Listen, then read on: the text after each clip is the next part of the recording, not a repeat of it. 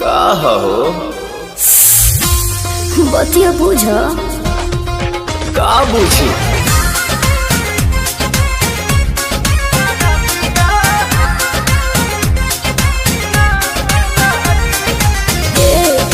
का हो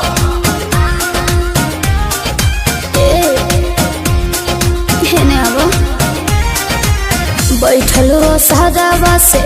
आजाना रूम में चानी जानहानी संगे काट मन सुन में आओ ना बैठल हो सादावा से